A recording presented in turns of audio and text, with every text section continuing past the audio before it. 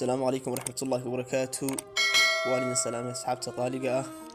أصحاب تمان برنامج كالدي وأنا وحاوي قصير أكوابا قصدا سوكو سابسن والدك إيو حق إيو حقوق إليه هي والدك سيدي وتعليه أبد كيسا أصحاب تقصدني وحي كاد ليسا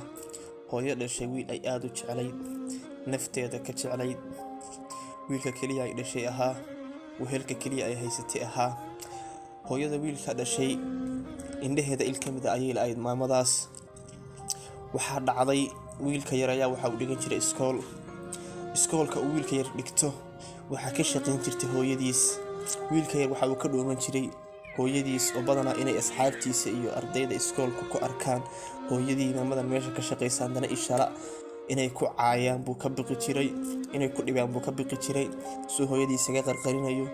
muddo saysa ugu noolaayeen maalin dambe ayaa waxa ogaatay ardaydii inay maamadan meesha ka shaqeysa inay dhashay wiilkan maamaduna ay sharaadahay ardaydii waxay gaadheen heer ay wiilkii kula kaftamaan heer ay ku caayaan wiilkii islaanta cawara dhashay wiilkii hooyadii cawarnayd wiilkii wuu dhibsaday maalintii dambe ardaydii oo soo dhibtay isagoo xanaaqsan oo murugsan oo diif ka muuqato oo dhibaatada lagu hayo ardayda ay ku hayso haddana ay dhibaatadaas kaga imaanayso cilad hooyadii ay qabto ayuu guriga yimi kadib waxaa dhacday isagoo murugaysan buu hooyadii u yimi kadib hooyadii meeshuu hadal fiican ku dhihi lahaa ayaa uu ku xanaaqay oo yiri gormaad dhimanaysaa gormaan ka nasanaya ceebtan gormaa sidan layga deynayaa maamadii aad bay u niyad jabtay aad bay niyadooga xumaatay way iska sabirtay wiilka xaaladii buu ku jiray inuu markasta maamadiisa uu dhibsado oo dhaho gormay dhimanaysaa islaantan gormaa layga deynayaa wiilka cawarnaha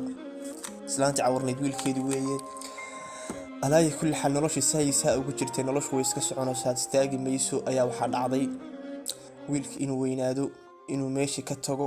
inuu magaalo kala tago wiilkii jaamacadu ka baxay waxbuu bartay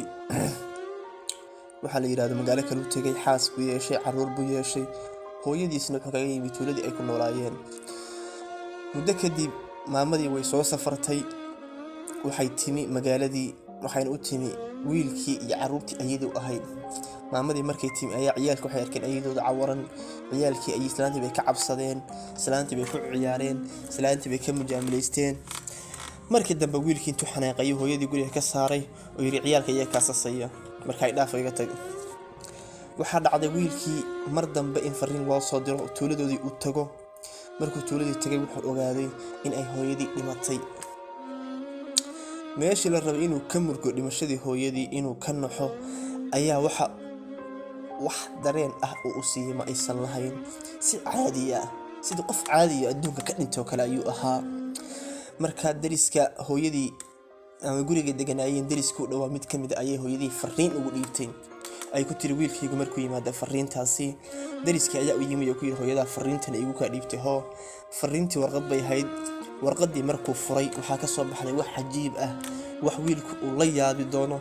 wax wiilka mustaqbalkiisa dambe uu ka shalaayi doono wax fajac ku noqon doona wax haddii ogaan lahaa sida inay tahay uusan wax badan samayn lahayn warqadii waxay u qornay sida tan wiilkayga aan jeclaa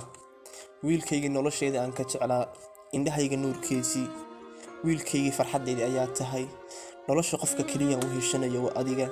indhahayga nuurkooda waa adiga hooyo waxaan jeclahay inaan kuu sheego maanta shay aan ka qarinayay ummadoo dhan in fara badan iyo waqti badan cidna aanna u sheegin adiga mooyaane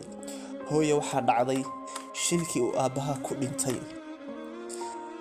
ayaa adigana waxaa kaa soo gaaray shilkaayo gaariga aabbaha la dhacay isagana sabab u noqday inuu dhinto ayaa adiga waxaa kaa soo gaaray